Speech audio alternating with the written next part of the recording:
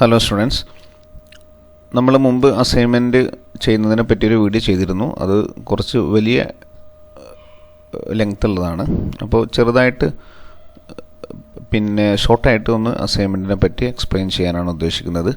Detail ആയിട്ട് വേണ്ടവർക്ക് detail video കാണാവുന്നതാണ്. അപ്പോൾ ശ്രീനാരായണ ഗുരു യൂണിവേഴ്സിറ്റി അസൈൻമെൻറ്റിൽ നമ്മൾ ഫസ്റ്റ് സെമസ്റ്ററിൽ നോക്കുകയാണെങ്കിൽ നമുക്ക് 4 സബ്ജക്റ്റുകളാണ് വരുന്നത്. അപ്പോൾ അസൈൻമെൻറ്റ് ഓരോ സബ്ജക്റ്റിനും 2 അസൈൻമെൻറ്റുകളാണ് നമ്മൾ ഓരോ വിദ്യാർത്ഥിയും ചെയ്യേണ്ടി വരിക. ഒരു ഡിസ്ക്രിപ്റ്റീവ് അസൈൻമെൻറ്റും ഒരു അനാലിറ്റിക്കൽ അസൈൻമെൻറ്റും. അപ്പോൾ ഓരോ സബ്ജക്റ്റിനും ഒരു ഡിസ്ക്രിപ്റ്റീവും ഒരു അനാലിറ്റിക്കലും ഉണ്ടാകും. അപ്പോൾ മൊത്തം 4 സബ്ജക്റ്റ് ആകുമ്പോൾ മൊത്തം 4 ഡിസ്ക്രിപ്റ്റീവും 4 അനാലിറ്റിക്കലും ആയിട്ട് മൊത്തം 8 അസൈൻമെൻ്റ് ആയിരിക്കും ഒരു സെമസ്റ്ററിൽ ചെയ്യേണ്ടി വരിക. അപ്പോൾ ഓരോ സബ്ജക്റ്റിനും ഒരു അസൈൻമെൻറ്റ്, ഒരു ഡിസ്ക്രിപ്റ്റീവും ഒരു അനാലിറ്റിക്കലുമാണ് അസൈൻമെൻറ്റുകൾ ഉണ്ടാവുക. അപ്പോൾ ഇനി എന്താണ് ഡിസ്ക്രിപ്റ്റീവ് അനാലിറ്റിക്കൽ എന്ന് നിങ്ങൾക്ക് ഡൗട്ട് ഉണ്ടാകും. ഡിസ്ക്രിപ്റ്റീവ് എന്ന് പറയുമ്പോൾ നമ്മളൊരു കാര്യം എക്സ്പ്ലെയിൻ ചെയ്യുക എന്നുള്ളൂ. നിങ്ങൾ ജസ്റ്റ് വായിച്ച് നോക്കിയാൽ മതി, ഡീറ്റെയിൽ ആയിട്ട് പറയുന്നില്ല. ഒരു കാര്യം ജസ്റ്റ് എക്സ്പ്ലെയിൻ ചെയ്യുക. എന്താണ് ഒരു ഫാക്റ്റ് ഉള്ളത്, ആ ഫാക്റ്റ് നമ്മൾ എക്സ്പ്ലെയിൻ ചെയ്യുന്നതിനാണ് ഡിസ്ക്രിപ്റ്റീവ് അസൈൻമെൻറ്റ് എന്ന് പറയാം. അതിൽ കമ്പാരിസണോ അനാലിസിസോ ഒന്നും ഉണ്ടാവില്ല.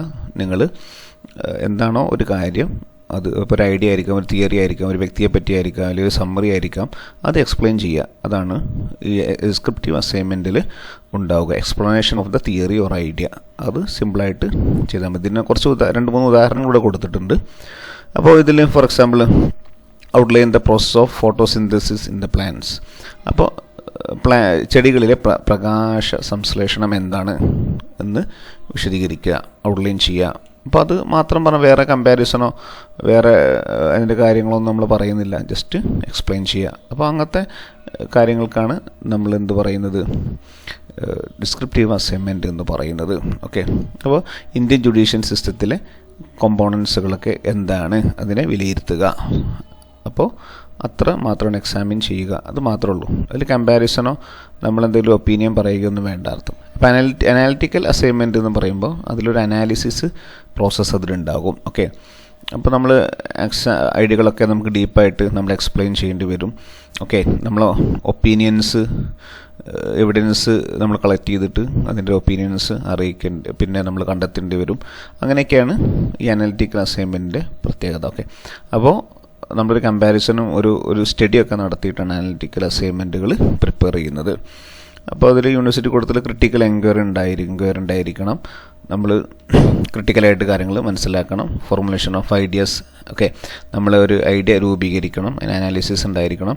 ഇല്ലസ്ട്രേഷൻസ്, നമുക്ക് എന്തെങ്കിലും ചിത്രീകരണങ്ങളോ ഗ്രാഫുകളോ ഒക്കെ കണ്ടെത്തിയിട്ടൊക്കെ അവതരിപ്പിക്കാണ്ടെങ്കിൽ അതൊക്കെ ഉണ്ടാവും. അതായിരിക്കും അനാലിറ്റിക്കൽ അസൈൻമെൻറ്റ് എന്ന് പറയുന്നത്. ഓക്കെ, അപ്പോൾ ഇതിൽ സിമ്പിളായിട്ടുള്ള എക്സാമ്പിൾ അപ്പോൾ ഇവിടെ okay, socio economic factors contributing educational inequality, വിദ്യാഭ്യാസ അസമത്വത്തെ ബാധിക്കുന്ന സോഷ്യോ എക്കണോമിക്കൽ ഫാക്ടേഴ്സ് എന്തൊക്കെയാണ്.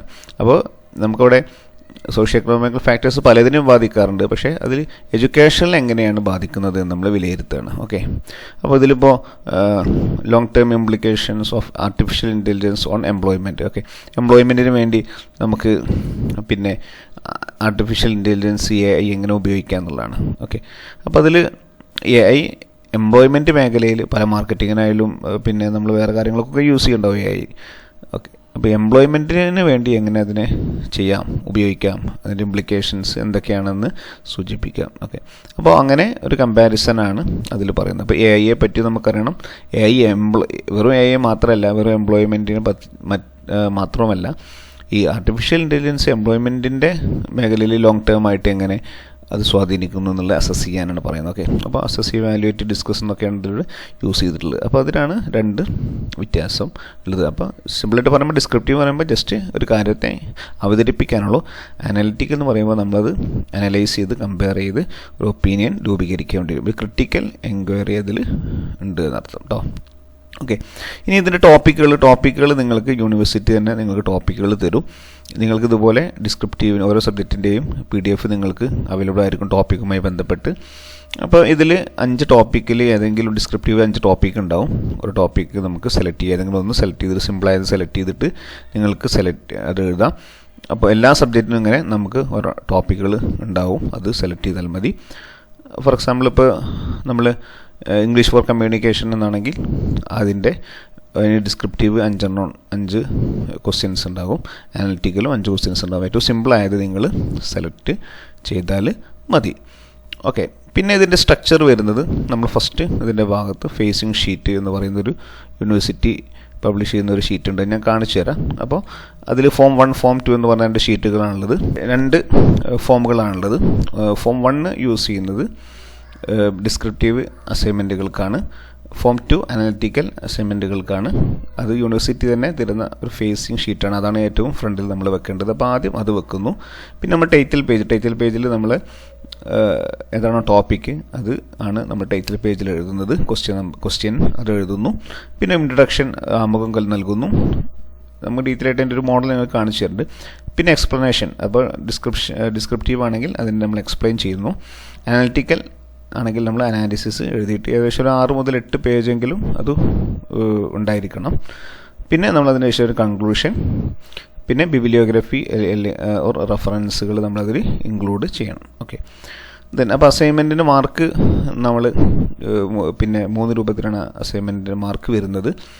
6 ക്രെഡിറ്റ് ഉള്ളതിന് 15 മാർക്ക്, 4 ക്രെഡിറ്റ് ഉള്ളതിന് 10 മാർക്ക്, 2 ക്രെഡിറ്റ് മാർക്കുള്ളതിന് 5 മാർക്ക്, അഥവാ 15, 10, 5 എന്നിങ്ങനെയാണ് ഡിസ്ക്രിപ്റ്റീവിനും അനലിറ്റിക്കലും മാർക്കുകൾ വരുന്നത്. അത് ഏതൊക്കെയാണ് സബ്ജക്റ്റ് എന്ന് നിങ്ങൾ മനസ്സിലാക്കിയിട്ട് എഴുതിയാൽ മതി.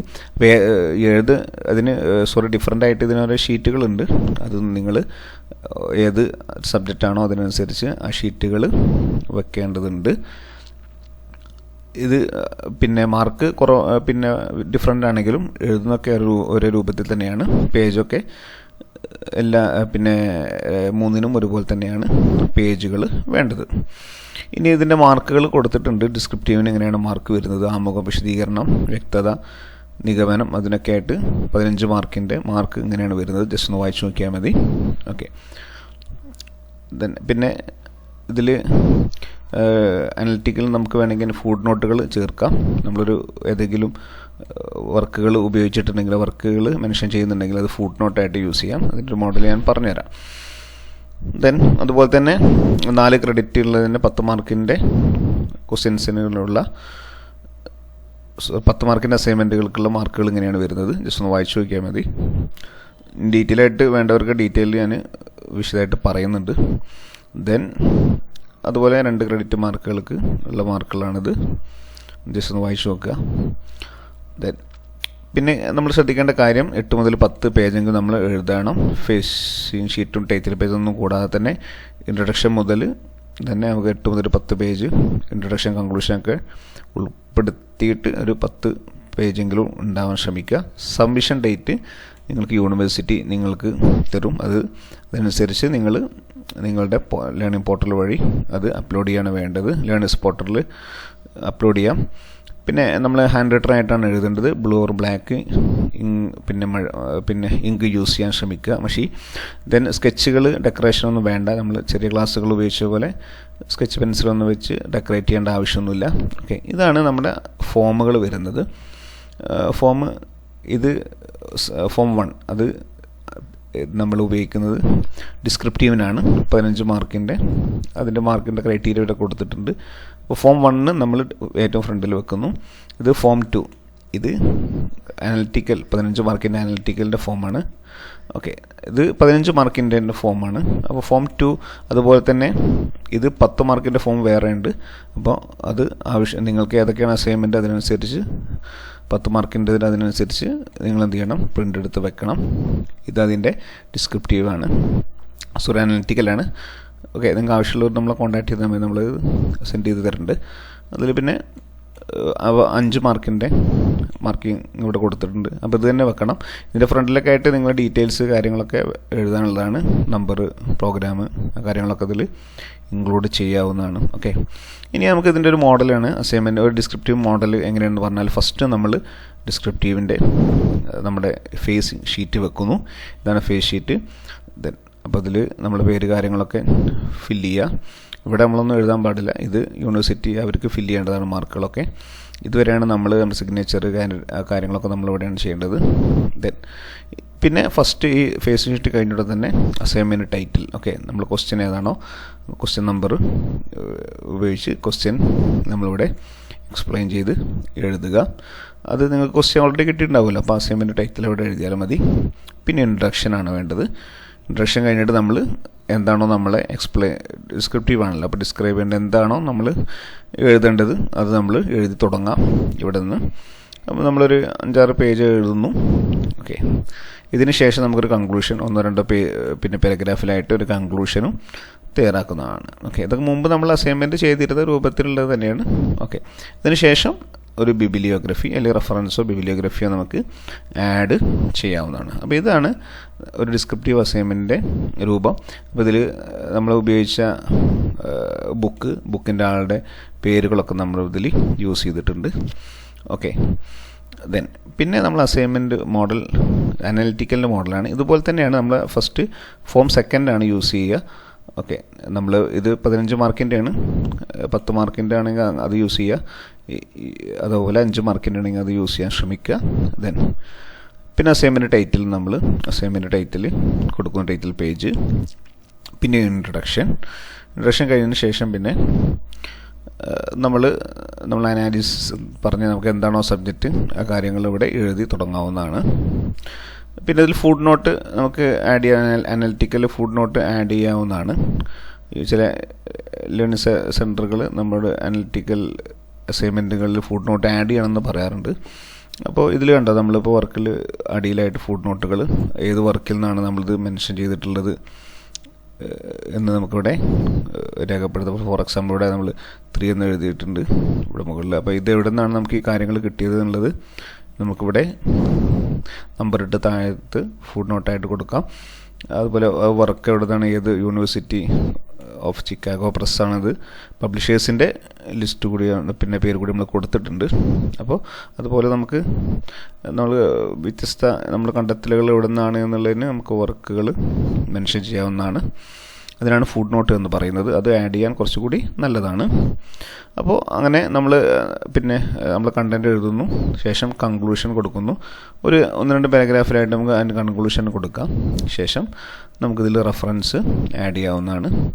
നമ്മൾ വർക്ക്, ഓതറിൻ്റെ പേര്, വർക്ക്, പ്രസ് എന്ന് പറയാൻ ഉദ്ദേശിക്കുന്നത് ഏത് പബ്ലിഷേഴ്സാണോ അത് പബ്ലിഷ് ചെയ്തിട്ടുള്ളത് അതൊക്കെ നമുക്ക് കൊടുക്കാം. അത് University of Chicago Press, okay, Bentham Books, അങ്ങനെ ഏത് പബ്ലിഷേഴ്സാണോ ഉള്ളത് അങ്ങനെ കൊടുക്കാവുന്നതാണ്.